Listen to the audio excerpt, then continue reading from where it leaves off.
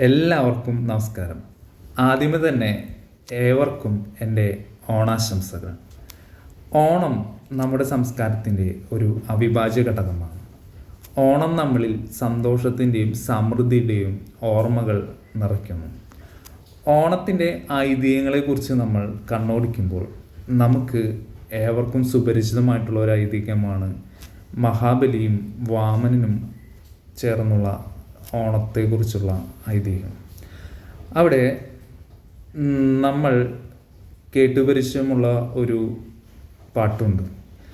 മാവേലി നാടുവാണിടും കാലം മനുഷ്യരെല്ലാരും ഒന്നുപോലെ ആമോദത്തോടെ വസിക്കും കാലം ആപത്താർക്കുമതില്ലതാനും. വളരെ അർത്ഥവത്തും വളരെ മനോഹരമായൊരു ഓണപ്പാട്ടാണ് ഈ പാട്ട്. ഈ പാട്ടിൽ നിന്ന് തന്നെ നമുക്ക് ഇതിൻ്റെ ഐതിഹ്യവും മനസ്സിലാവാൻ സാധിക്കും. അതായത് പണ്ട് കാലത്ത് കേരളം ഭരിച്ചിരുന്നത് മാവേലി അഥവാ മഹാബലി എന്ന ഒരു അസുര രാജാവായിരുന്നു. അദ്ദേഹത്തിൻ്റെ ഭരണകാലത്ത് നമുക്ക്, അതായത് അവിടുത്തെ പ്രജകൾക്ക് വളരെയധികം സന്തോഷവും സമാധാനവും അതുപോലെ നീതിയും ധർമ്മവും ലഭിച്ചിരുന്നു എന്നുള്ളതാണ്. മാവേലി അഥവാ മഹാബലി എല്ലാ മനുഷ്യരെയും ഒരുപോലെ കണ്ടിരുന്ന വ്യക്തിയായിരുന്നു. അതുപോലെ അവർക്ക് എന്താ പറയുക, സ്വസ്ഥത, സമാധാനം ഇതെല്ലാം ഉണ്ടായിരുന്ന ഒരു കാലഘട്ടമായിരുന്നു. അപ്പോൾ ഈ രീതിയിൽ വളരെ നീതിപൂർവവും ധർമ്മിഷ്ഠവുമായി ഭരിച്ചിരുന്ന കാലഘട്ടത്ത് ഈ മാവേലിയുടെ ഈ ഭരണം കണ്ടിട്ട് ദേവന്മാർക്കും അതുപോലെ ദേവന്മാരുടെ അധിപനായ ഇന്ദ്രനും അസൂയ അല്ലെങ്കിൽ ഒരു അസ്വസ്ഥത ഉണ്ടാവുകയാണ്. കാരണം ഈ രീതിയിൽ രാജ്യം ഭരിച്ചു കഴിഞ്ഞാൽ ഭാവിയിൽ ദേവേന്ദ്രന് തൻ്റെ ഇന്ദ്രപദവി മഹാബലിക്ക് കൊടുക്കേണ്ടി വരുമോ എന്നൊരു ആശങ്കയും ദേവന്മാർക്ക് അവരുടെ സ്ഥാനം നഷ്ടമാകുമോ എന്നൊരു ആശങ്കയും ഉടലെടുക്കുകയുണ്ടായി.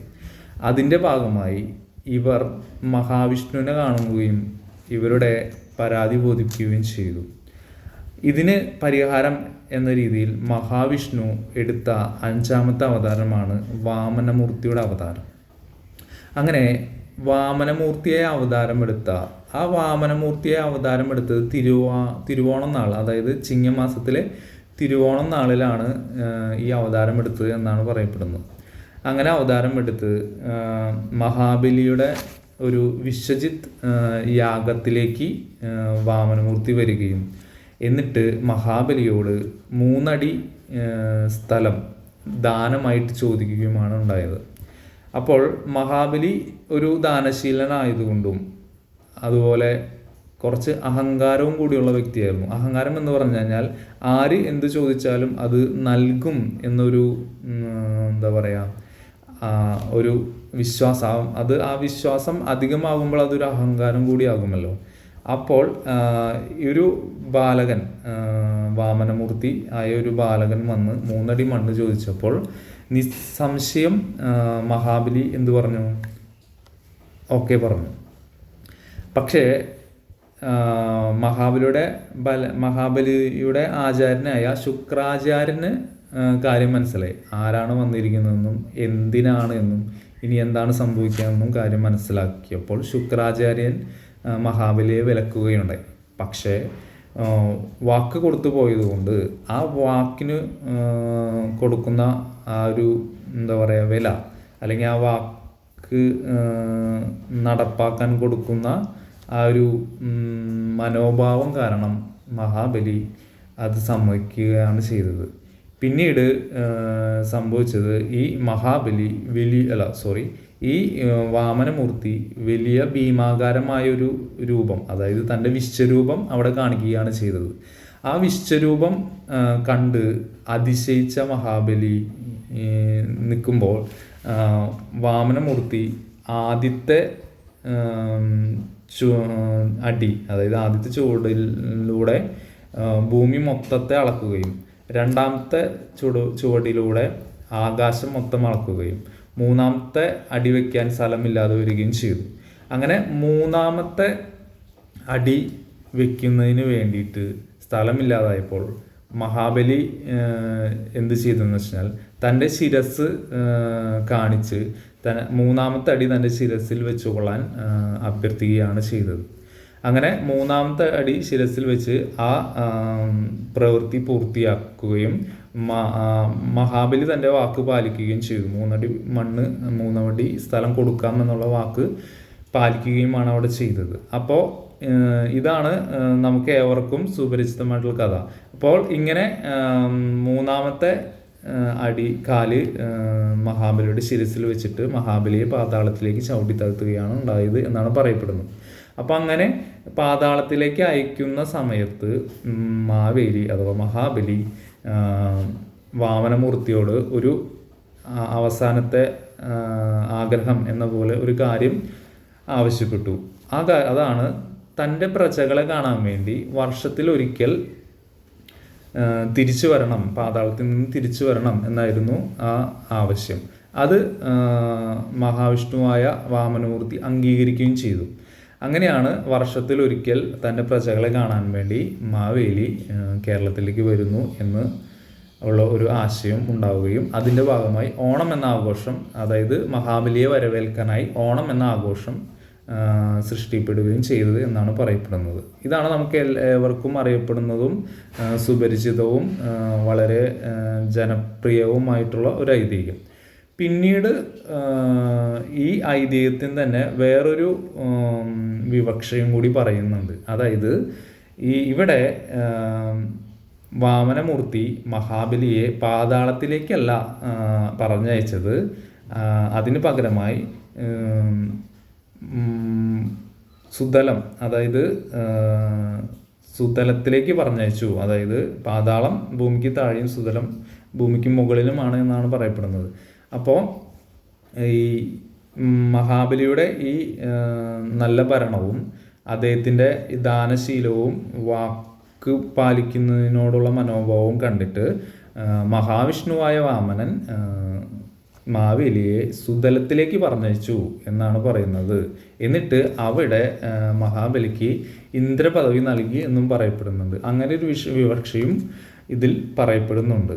ഓക്കെ, പിന്നെ രണ്ടാമത് വരുന്ന ഐതിഹ്യം ആണ് ഓണം എന്നത് ഇവിടുത്തെ കാർഷിക പാരമ്പര്യവുമായി ബന്ധപ്പെട്ട് നിലനിൽക്കുന്ന ഒരു ആഘോഷമാണ് എന്നത്. കാരണം എന്താണെന്ന് വെച്ചാൽ മിഥുനം കർക്കിടകം മാസങ്ങളിൽ കോരിച്ചെരിയുന്ന മഴയായിരിക്കും അല്ലേ.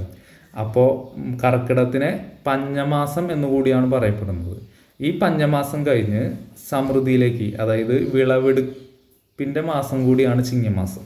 അപ്പോൾ കാർഷികോൽപ്പന്നങ്ങൾ വിളവെടുത്ത് അതിനെ വിൽക്കുക, വ്യാപാരം ചെയ്യുന്ന മാസം കൂടിയാണ് ചിങ്ങമാസം. അങ്ങനെ വിറ്റ് വിളവെടുപ്പ് നടത്തുന്നതിലൂടെ നമ്മളിൽ ഉണ്ടാകുന്ന സമൃദ്ധിയുടെ ഭാഗമായിട്ട് ആഘോഷിക്കുന്ന ഒരു ആഘോഷമായി ഓണത്തിനെ കരുതുന്നുണ്ട്. അങ്ങനെ കർഷകരുടെ അല്ലെങ്കിൽ കൃഷിയുടെ സമൃദ്ധിയുമായി ബന്ധപ്പെട്ട് കാർഷിക സംസ്കാരം പാരമ്പര്യവുമായി ബന്ധപ്പെട്ട് നിലനിൽക്കുന്ന ഒരു ആഘോഷമാണ് ഓണം എന്നും ഒരു ഐതിഹ്യം നിലനിൽക്കുന്നുണ്ട്.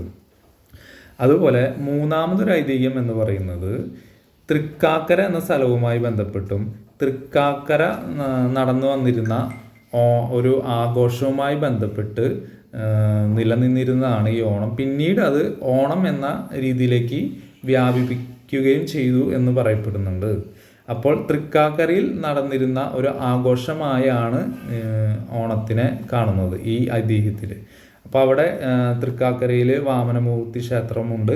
അതുമായി ബന്ധപ്പെട്ട് നിലനിന്നിരുന്ന ആഘോഷമാണ് ഓണം എന്നും പറയപ്പെടുന്ന ഒരു ഐതിഹ്യം നിലനിൽക്കുന്നുണ്ട്. ഇവ മൂന്നുമാണ് പ്രധാന ഐതിഹ്യങ്ങളായിട്ട് നിലനിൽക്കുന്നത്.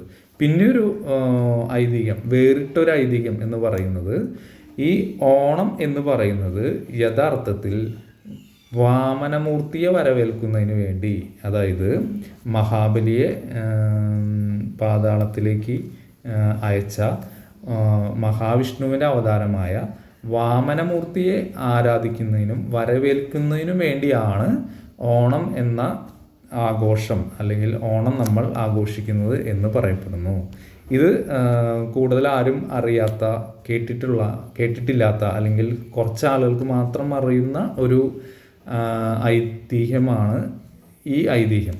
അപ്പോൾ ഇവിടെ പറയുന്നത് എന്തെന്ന് വെച്ച് കഴിഞ്ഞാൽ, നമ്മൾ തൃക്കാക്കര സ്ഥലത്തെക്കുറിച്ച് പറഞ്ഞില്ലേ, അവിടെ തൃക്കാക്കരയിൽ പ്രതിഷ്ഠ വാമനമൂർത്തിയാണ്, അവിടെ ആരാധിക്കുന്നതും വാമനമൂർത്തിയാണ്. അപ്പോൾ വാമനമൂർത്തി ജനിച്ച നക്ഷത്രമാണ് തിരുവോണം അല്ലേ.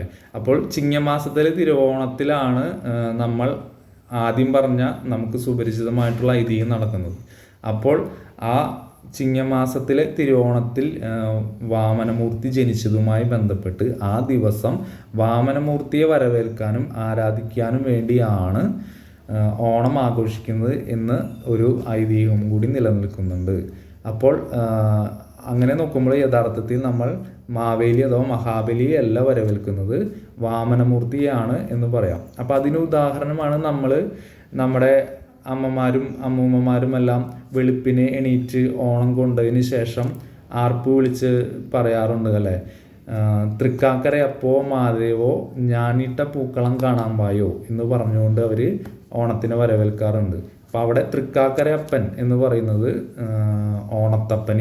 ഓണത്തപ്പൻ അഥവാ മാദേവർ എന്ന സങ്കല്പം അത് വാമനമൂർത്തിയുമായാണ് കണക്റ്റ് ആവുന്നത്. അപ്പോൾ അങ്ങനെ ചിന്തിക്കുമ്പോൾ ഓണം എന്നത് വാമനമൂർത്തിയുമായി വാമനമൂർത്തിയെ ആരാധിക്കുന്ന ഒരു ചടങ്ങുമായിട്ട് കണക്ഷൻ വരും. അങ്ങനെ വാമനമൂർത്തിയെ വരവേൽക്കുന്നതിനോടൊപ്പം വാമനനോടൊപ്പം മഹാബലിയും അഥവാ മാവേലിയും വരുന്നുണ്ട് എന്നതാണ് സങ്കല്പം. ആ രീതിയിലും ഒരു വേറിട്ട സങ്കല്പം നിലനിൽക്കുന്നുണ്ട്. പക്ഷേ ഏതൊരു ഐതിഹ്യം ആണെങ്കിലും ഓണത്തിന് കേരളത്തിൽ വളരെയധികം മലയാളികൾ വളരെയധികം എന്താ പറയുക, ഗൃഹാതുരത്വവും അതുപോലെ സന്തോഷകരമായ ഓർമ്മകളും നിലനിർത്തുന്ന ഒരു വളരെ ഗംഭീരമായി ആഘോഷിക്കുന്ന ഒരു ആഘോഷമാണ് ഓണം. അതുകൊണ്ട് തന്നെ ഓണത്തിന് നമ്മളെല്ലാവർക്കും വളരെയധികം പ്രാധാന്യമുണ്ട്. അത് ഏതൊരു ഐതിഹ്യമാണെങ്കിൽ പോലും നമ്മൾ ഓണത്തിനെ വളരെയധികം ഗംഭീരത്തോടു കൂടി ആഘോഷിക്കുന്നുണ്ട്. അതുകൊണ്ട് ഇവിടെ മഹാബലി വില്ലനായാലും അല്ലെങ്കിൽ എന്താ പറയുക നായകനായാലും അത് നമ്മൾ ശ്രദ്ധിക്കേണ്ടതില്ല. ഓണം എന്ന ആ ഒരു ആഘോഷത്തെയാണ് നമുക്ക് പ്രാധാന്യം. അതുകൊണ്ട് ഓണം എന്ന ആഘോഷത്തെ നമ്മൾ എടുത്തുകൊണ്ട് ഓണത്തിൻ്റെ ഐതിഹ്യങ്ങൾ ഏതു തന്നെ ആയാലും അത് നമ്മൾ എടുക്കാതെ ഈ നമ്മളെല്ലാവരും ഒരുമിച്ച് സന്തോഷത്തോടും സമൃദ്ധിയോടും കൂടി ആഘോഷിക്കുന്ന ആ ഓണം എന്ന ആ ഒരു കൂട്ടായ്മ അല്ലെ, ആ ആഘോഷ കൂട്ടായ്മ, ജാതി മതഭേദമന്യേ നമ്മൾ നടത്തുന്ന അല്ലെങ്കിൽ ആഘോഷിക്കുന്ന ആ കൂട്ടായ്മ അല്ലെങ്കിൽ ആ സംസ്കാരം അല്ലെങ്കിൽ ആ എന്താ പറയുക ആ ഒരു പോസിറ്റീവ്നെസ്സിനാണ് നമ്മൾ കൂടുതൽ പ്രാധാന്യം കൊടുക്കേണ്ടത് എന്നാണ് നമുക്ക് പറയാൻ സാധിക്കുക. ഐതിഹ്യങ്ങൾ എന്ത് തന്നെ ആയാലും ഐതിഹ്യങ്ങൾ പല രീതിയിലും പല സ്ഥലങ്ങളിലും പല വിധത്തിലും പറയപ്പെടുന്നുണ്ട് എങ്കിൽ പോലും നമ്മൾ എത്തിച്ചേരേണ്ടത് ഓണത്തിൻ്റെ അല്ലെ കാലാകാലങ്ങളിൽ നമ്മൾ നടത്തിക്കൊണ്ടുവരുന്ന ആ ആഘോഷത്തിൻ്റെ പ്രാധാന്യവും സന്തോഷവും സമൃദ്ധിയും നമ്മൾ മനസ്സിൽ അല്ലെ കുറിച്ചിടുക, അതിനെ ഓർമ്മകളായിട്ട് കുറിച്ചിടുക എന്നുള്ളതാണ്. അപ്പോൾ ഇത്രയും പറഞ്ഞുകൊണ്ട് ഓണത്തിൻ്റെ പലതരത്തിലുള്ള ഐതിഹ്യങ്ങളും പറഞ്ഞുകൊണ്ട് നമുക്ക് അവസാനിപ്പിക്കാം. അപ്പോൾ വീണ്ടും എല്ലാവർക്കും സന്തോഷത്തിൻ്റെയും സമൃദ്ധിയുടെയും ഓണം ആശംസിക്കുന്നു. നന്ദി, നമസ്കാരം.